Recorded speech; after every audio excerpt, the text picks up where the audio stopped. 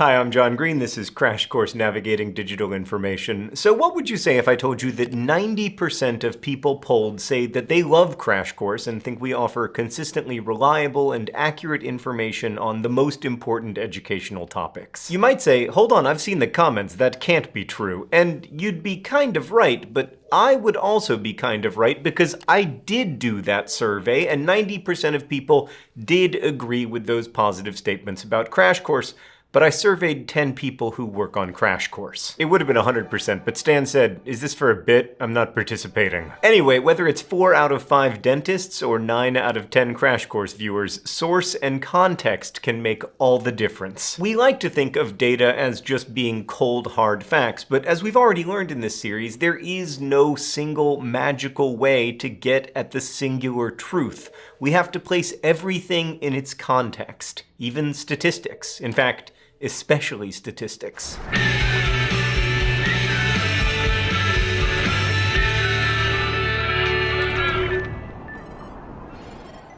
Okay, so data is raw quantitative or qualitative information, like facts and figures, survey results, or even conversations. Data can be derived from observation, experimentation, investigation, or all three. It provides detailed and descriptive information about the world around us. The number of teens who use Snapchat, the rate at which millennials move in or out of a neighborhood, the average temperature of your living room, those are all data points. And data is a really powerful form of evidence because it can be absorbed quickly and easily. Like, we often consume it as numbers, like statistics, or as visual representations, like charts and infographics. But as Mark Twain famously noted, there are 3 kinds of lies: lies, damned lies, and statistics. Statistics can be extraordinarily helpful for understanding the world around us, but because statistics can seem neutral and irrefutable, they can be used to profoundly deceive us as well. The truth is, neither data nor interpretations of it are neutral. Humans gather, interpret, and present data, and we are flawed, complex, and decidedly unneutral. Unfortunately, we often take data at face value. Just like with photos and videos, we can get stuck in the seeing is believing trap because we don't all have the know-how to critically evaluate statistics and charts. Like a Stanford History Education Group study from 2015 bears this out. Chegg developed the MediaWise curriculum that this series is based on, and they asked 201 middle schoolers to look at this comment on a news article. As you can see, the comment includes healthcare statistics,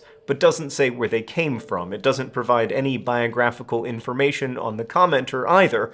But 40% of the students indicated that they would use that data in a research paper. In fact, many cited the statistics as the reason they found the comment credible and useful. The sheer existence of quote-unquote data enhanced its credibility despite there being no real reason to trust that data. So whenever we come across data in the wild, we should ask ourselves a couple questions. Does this data actually support the claim being made? And is the source of this data reliable? Here's an example when it comes to data relevance. At the 2018 US Open, Serena Williams was penalized for yelling at the umpire and smashing her racket during the game. On the court, she argued that men yell far worse things at umpires and physically express their emotions all the time without being penalized. And a few weeks later, journalist Glenn Greenwald cited a New York Times story in a tweet. Now, NYT just released a study of the actual data. Contrary to that narrative, male tennis players are punished at far greater rates for misbehavior, especially the ones relevant to that controversy: verbal abuse, obscenity, and unsportsmanlike conduct. Well, that sounds very authoritative. And also, he linked to a table showing that far more men have been fined for racket throwing and verbal abuse than women during Grand Slam tournaments. However, as statistician Nate Silver helpfully pointed out, this stat only shows that men are punished more, which could be because they misbehave more. So all these statistics actually show is the raw number of punishments, not the rate of punishment, despite Greenwald's claims. To get the rate of punishment, we'd have to divide the number of punishments by how many times men and women misbehave, and that data isn't provided here. So the data in the end does not support Greenwald's tweet at all, making his claim that male tennis players are punished more frequently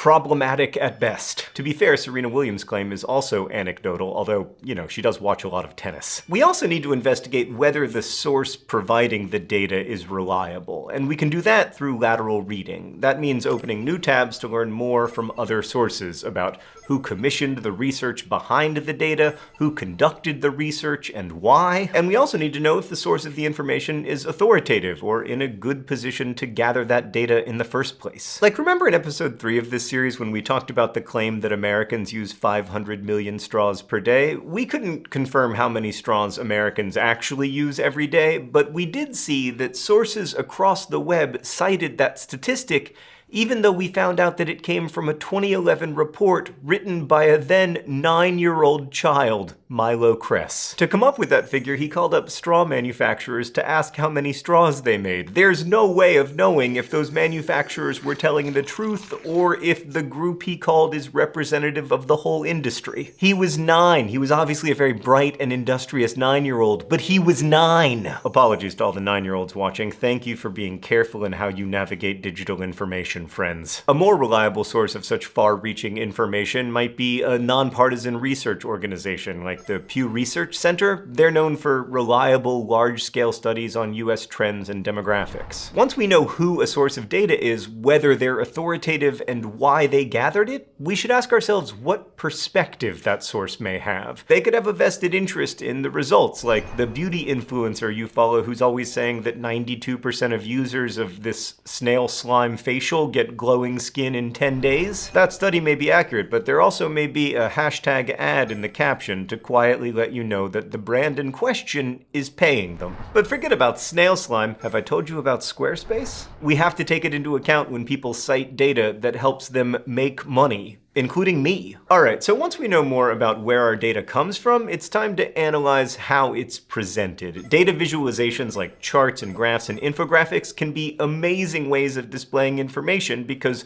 1, they're fun to look at, and 2, the best infographics can take complex subjects and abstract ideas and turn them into something that we understand. Like, I love this one that shows how factual movies based on a true story really are. Oh, and also this one on cognitive biases, although I might be cognitively biased toward appreciating a graphic about cognitive biases. The great thing about data visualization is that it's a creative field limited only by a designer's imagination, but of course with artistic license comes the ability to present data in ways that sacrifice accuracy. It's really quite easy to invent a nice-looking graphic that says whatever you want it to say. So we need to read them carefully and make sure there's actual data behind a data visualization. For instance, look at this chart. It makes a claim that when guns are legal, lives are saved because gun owners prevent deadly crimes, the good guys with guns theory. But if you read the fine print, the chart acknowledges that statistics are not kept on crime prevention or crimes that never happened,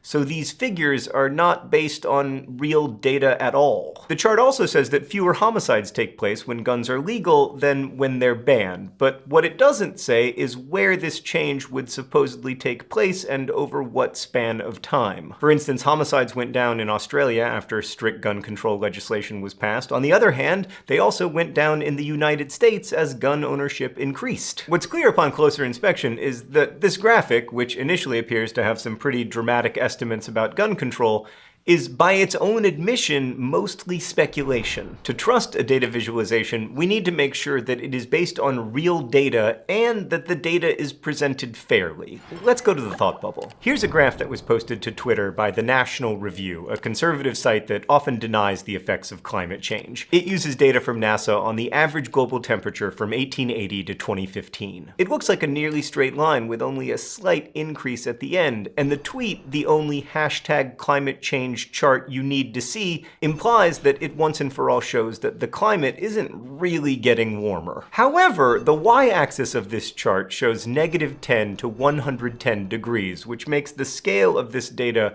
very small. One might say that the chart misleads by zooming out too far. If, for instance, the scale was truncated to show just 55 to 60 degrees, as in this Washington Post graphic using the same data, the change over time looks much more dramatic. And the original post also leaves out some much needed context. The entire globe shifting its average temperature by even a couple degrees over the period shown is extremely unusual and has an outsized impact on how the climate functions. The first chart does not present the change in this data or its significance in good faith. On the other hand, data visualization can also be very misleading if it zooms in too much. This chart, produced by the administration of President Barack Obama, shows how a truncated y-axis can create manipulation rather than solve it. The data behind this chart in graduation rates is reliable, but by zooming in the scale to show from around 70 to 85%, it makes the change throughout Obama's administration look much more dramatic. Here's what it would look like if you could see the entire scale. The increase in graduation rates suddenly looks much less significant. This follows the proportional ink principle of data visualization. The size of a filled-in or inked area should be proportional to the data value it represents. Thanks, Thought Bubble. So a few simple tweaks to how data is presented can really make a big difference in how it's interpreted. Whenever we encounter data visualizations, we need to check that the data is accurate and relevant, that its source is reliable,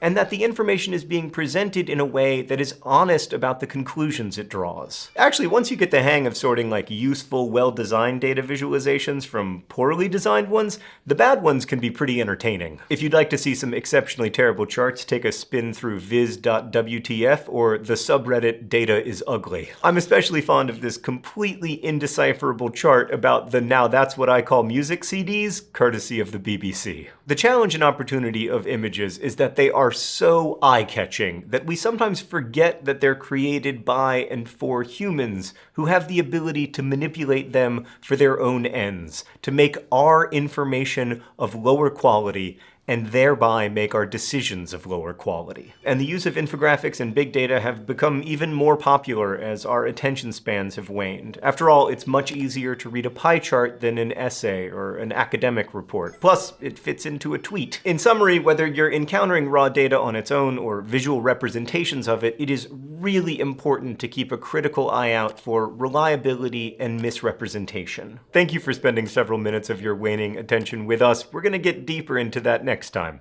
I'll see you then.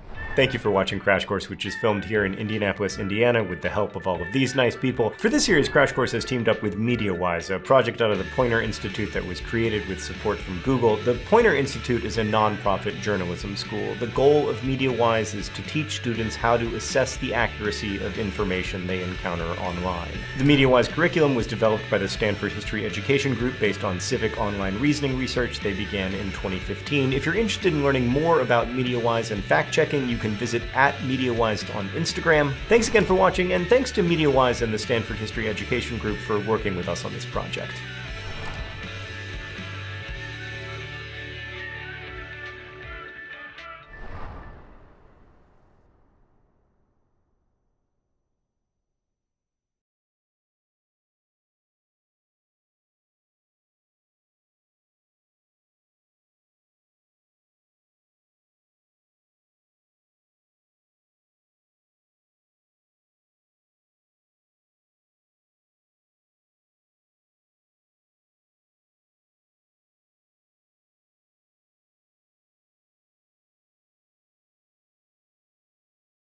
Celebrate your day of data with NASA and Microsoft Hacking STEM. In this lesson, you will be introduced to different chart types and the insights you can gain from them. Click Next to get started. Here is an overview of the activities in the workbook that you can complete to earn your Space Data Badge. You will navigate through each activity by using the blue drop-down box. Don't worry if you see an unsaved changes warning as you work through the activities. Just keep going. In your first activity, you will investigate how to visualize data using different types of charts. Once you have finished the activity, discuss your findings and answer questions on each page to earn your badge. When you answer the question correctly, the Next button will change color. Now let's talk about those chart types in detail, starting with the column chart. Next, let's investigate stacked column charts that help visualize data using colors and proportions. Here we see how data is visualized using position in a scatter chart. And finally, let's build upon the previous concepts of visualizing with size, color, and position to learn about area charts. Answer the final 2 questions to complete this activity. Great job! You've earned your Space Data Badge. Don't forget to check out the supplemental materials at the end of the workbook for extensions like an opportunity to send a postcard into space, a student journal, and a standards-based lesson plan. Celebrate your day of data and earn your Space Data Badge. To learn more, visit aka.ms/dayofdata.